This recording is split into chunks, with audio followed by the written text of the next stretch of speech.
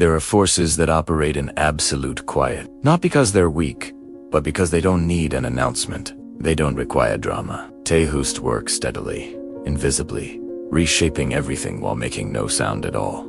This is the story of silence that wasn't empty. A silence that contained something, that carried a weight nobody noticed until it had already changed everything. This is what happens when silence shapes a life, and nobody hears it happening. His name was Aaron, 43 years old, a librarian at a university research library, where silence was policy and invisibility was a professional requirement. He'd worked there for 18 years, managing rare book collections, preserving maintaining environments where fragile things could survive. He was good at silence.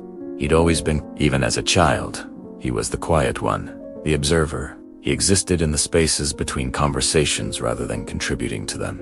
It wasn't shyness, exactly, just a preference for absence over presence, for watching rather than being watched. His life reflected that same quality, minimal, unobtrusive. He lived in a small apartment near campus, took the same route to work every day, ate lunch at the same time in the same quiet corner. He had routines that never varied, because variation required a decision, and a decision required a voice, and a voice felt like a violation of something fundamental. He had no close relationships, not because people disliked him, but because they forgot him. He was background noise, a presence so quiet it registered as an absence. Colleagues would introduce themselves to him multiple times. Students would ask him questions and then look right past him while he answered, as if the response was coming from empty space.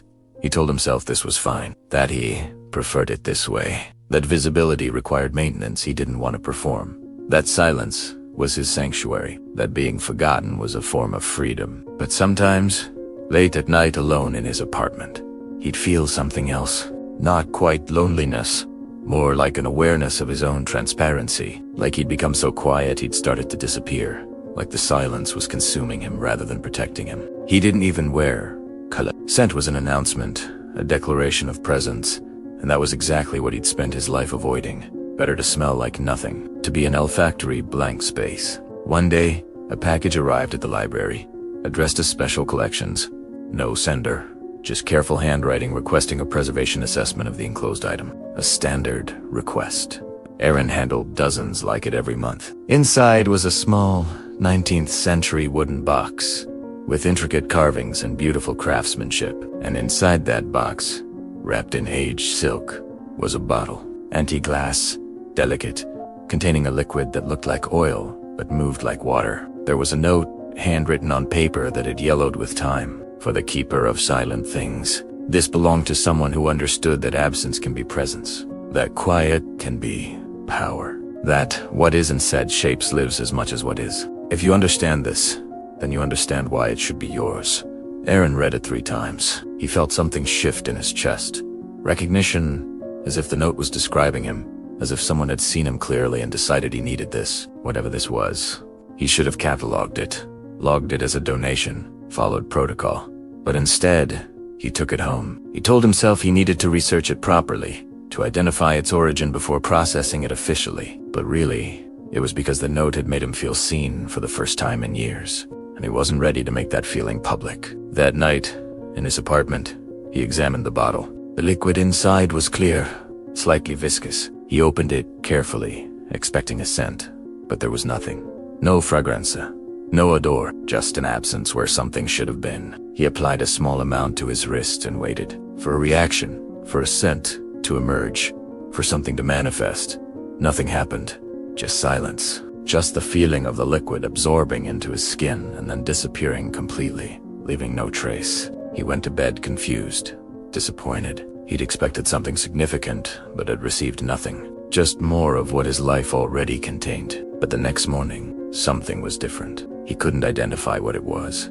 He just felt more solid, more present in his own skin, as if his silence had shifted from being something that diminished him to something that defined him.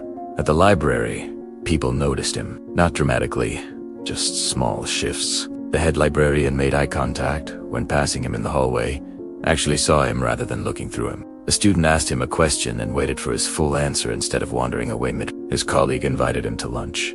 He declined, but the invitation itself was significant.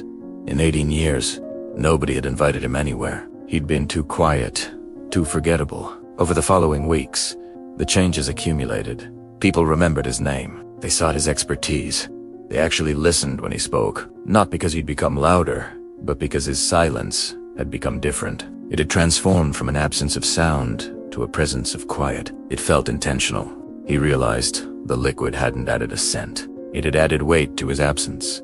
It had made his silence noticeable. People weren't just responding to what he said. They were responding to how he occupied quiet. He started using it daily, just a small amount. The effect was cumulative. His silence became magnetic. When he entered a room, people noticed, not because he announced himself, but because his quiet had gravity. It had a pull, a quality that made people want to be near it. A colleague asked him to dinner, actually waited for a response, and seemed to care whether he accepted. He said yes. The dinner was strange. His colleague talked, and Aaron listened, but his listening wasn't passive. It was active, present, engaged. And his colleague responded to that, talking more openly, more honestly, as if Aaron's silence was an invitation rather than a barrier. "I've never talked to anyone like this," his colleague said. "It's like you hear what I'm actually saying instead of just waiting to respond." Aaron understood then what the liquid had done. It hadn't made him louder. It had made his silence useful. More invitations came. Then, a woman started coming to the library, a research historian, brilliant, published everything Aaron wasn't. They'd exchange maybe 10 words per interaction, but something was building in the quiet. One day, she asked if he'd have coffee. Aaron felt that familiar terror, the urge to retreat into solitude. But wearing the liquid, retreating felt like a betrayal. He said yes. They sat in a coffee shop. She talked about her research, and Aaron listened, holding space for her words. "Most people feel silence," she said. "They try to eliminate it. You let it exist. Let it have purpose. It's rare." He realized she was describing what the liquid had taught him. They started meeting regularly. Coffee, then meals, then long walks, where they'd barely speak but somehow communicated more than Aaron had in years. But something else was happening. He couldn't stop using the liquid. He tried going without it once, and felt his silence transform back, become empty. He felt people's attention drift away. He felt himself becoming transparent again. He reapplied it that night, feeling relief and concern in equal measure. He was dependent. He tried to research the bottle, sending samples to labs, but the results made no sense. It was like the liquid existed outside normal chemistry. The woman, her name was Elena, noticed his preoccupation. Aaron tried to explain about the bottle, the liquid, his dependence. She listened, then asked a question that changed everything. What if the liquid didn't create anything? What if it just revealed what was already there? What if your silence has always had this quality, and you just needed permission to believe in it? He wanted to believe her, but the terror remained, so he decided to test it. He stopped using the liquid. The first days were brutal. His silence felt hollow. He almost gave in, but Elena's question stayed with him. What if it was just permission? Slowly, gradually, he started noticing. People were still responding, still valuing his presence. The silence wasn't collapsing. It was remaining full, powerful. The liquid hadn't created the quality. It had just given him permission to believe it existed.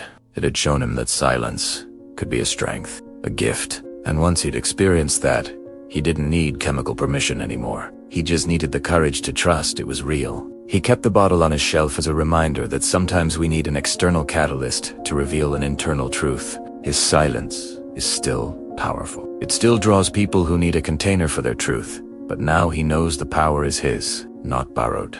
Elena stayed. They built a relationship in the quiet, in the spaces between words, in the understanding that silence could be intimacy. Some lives are shaped by what's said. His was shaped by what wasn't, by a quiet that had gravity, by an absence that had presence, by a silence that carried more weight than words ever could. Thanks for watching.